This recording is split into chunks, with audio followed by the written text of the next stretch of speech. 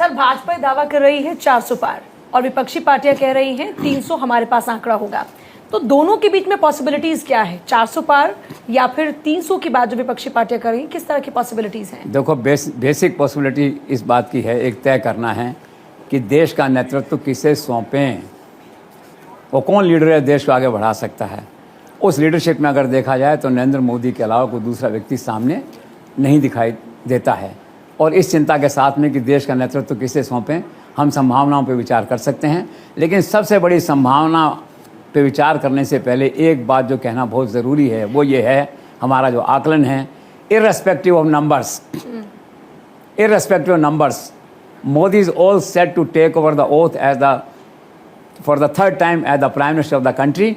और इसके लिए आप देखिए, अभी आचार्य प्रमोद कृष्ण आए थे तो उन्होंने वहाँ आकर के सरेआम हमारे फंक्शन में कहा ये कि आप देखना, इस बार वही नरेंद्र मोदी जाएंगे और ये कहेंगे मैं नरेंद्र दास दामोदर दास मोदी तीसरी बार प्रधानमंत्री के पद की शपथ ले रहा हूँ।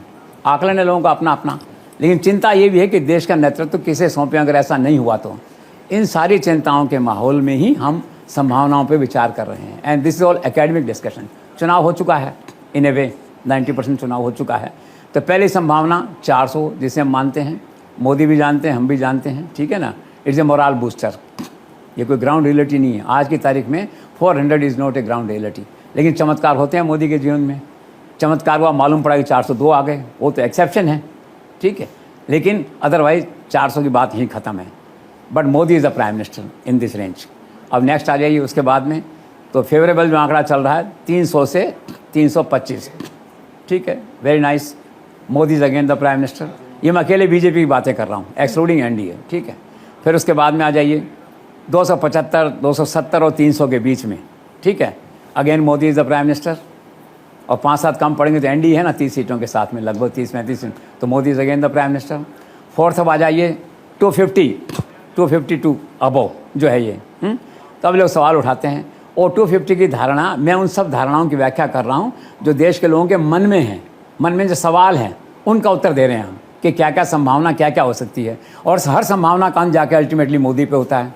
एक इंटरेस्टिंग बात यह है। तो तीसरा मैंने आपसे कहा कि 250 प्लस के अंदर आप सरकार बनाते हैं, तब भी मोदी हैं। तो लोग कहते हैं तब मोदी कैसे हैं। एक तो है कि एनडीए के साथ 250 और 30-35, 280 हो गए आपके 1। सेकंड क्या है, सिंगल लार्जेस्ट पार्टी तो है ना मोदी, बीजेपी है ना, इन ए वे। राष्ट्रपति भवन का निमंत्रण आएगा ना, शपथ होगी ना, आपका समय मिलेगा ना कम से कम 7 दिन का।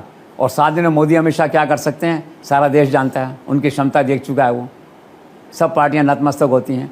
शाम को कई दल आगे अमित शाह के घर पे आ जाएंगे, रेड कारपेट होगा, स्वेच्छा से ज्वाइन करेंगे और फिर सरकार बन जाएगी।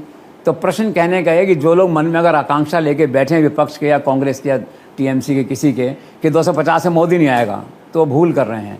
250 पे भी मोदी है प्राइम मिनिस्टर। और ये मैंने आपसे कहा, बीजेपी में कोई प्राइम मिनिस्टर बनता है तो मोदी है। मोदी के अलावा या तो सरकार ही नहीं है बीजेपी की, ये मान लीजिए।